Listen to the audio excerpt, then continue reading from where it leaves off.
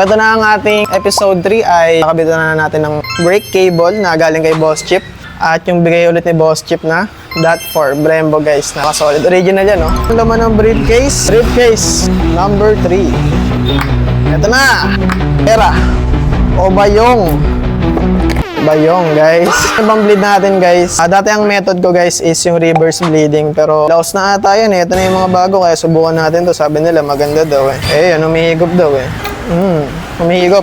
Tignan natin kung effective. Balik natin yung gagong yan. Yung soul feeling. Angas din pare. Snap that shit. Hindi daw to sabi ni Boss Chip. Tignan nga natin guys kung abot. Uy. Sakto pare at pogi. Inaantay natin. Let's installation begins. Yan, dito pala guys yung bracket para sa goma na to. Sana hindi na kami pahirapan ni Ultra Boy. Is that good mo? Is that good? Mukhang maganda ang pagkakatirada. Pasok na natin siya. Yep, pag ganun po. Okay guys, naigbitan na natin. Goods na yung position niya dito. So mapagana natin ngayong gabi guys kasi hindi na biro yung pinagdaanan namin ngayong araw. So ano, masama siya sa bleeding guys. Next, lagay natin yung bracket.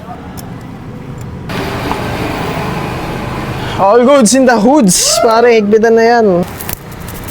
Ano yan, baka mag-ilog. Naikbit na ang lahat. At eto na ata ang inaabangan. Ang bleeding serye. Ngayon lang makakagamit na ito. Guys, nabuo na natin ang vacuum sheet. Ano na natin kung ano yung nozzle na gagamitin natin dito. Uy, maluwag pa siya. 8. Nakasetup na. Kaso mga babae, wala kaming manipis na 8. Lagyan na natin yung brake fluid dito sa taas.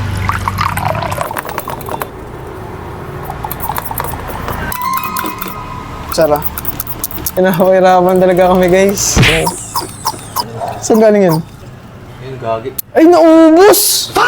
Putang ina mo! At yun na nga guys, kinat ko na yung video ng marami dahil inabot kami dito ng 1 hour pataas ata yun. Walang yan talaga to si Ultra guys, napakahirap gawin. Parang nakakainis lagi kami pinapahirapan pero di kami titigil Ultra ulul. 2,000 years later. Tapos na-bleed na natin siya, tingnan niya naman. Okay, hindi siya tumatama sa finger ko kaya okay siya. Hirapan kami i-bleed kasi hindi siya pasok dito sa leader bolt ko. Ayaw ko kung bakit. O yun, nagawa naman natin. Selpak na natin tong tank. Gusto ko nang matry yung preno niya. Ganda oh. So hindi ko ma-start, ang ingay kasi. So guys, hugasan lang namin yung mga motor. Yung mga boss, nahugasan na natin si Ultra Boy. Napakalinis at napaka-pogi na. Okay na yung preno niya guys. Kaso nga lang medyo kapit pa siya, hindi ko lang kung bakit. Siguro drive ko siya. May masamang nangyari. Ngayon lang namin nakita pero kita nyo naman sa video, tinutubigan agad namin pag tumulo yung brake fluid. Namansyahan. Aray ko. Aba. Brake fluid yan guys, comment nyo nga baka matulungan nyo ako paano siya matanggal. Gusto ko i-wrapping ko kaso isipan ko pa kung baka makasira yung pintura o ano. Pero yun, bahala na. Yun na naman nakabit natin guys. Kita nyo kompleto na ang ating brake. Malinis na. Ito na ang episode 3, abangan yung episode 4, kabitan na ng kaha mga boss. Ang inaantay ng lahat. One touch, bye bye.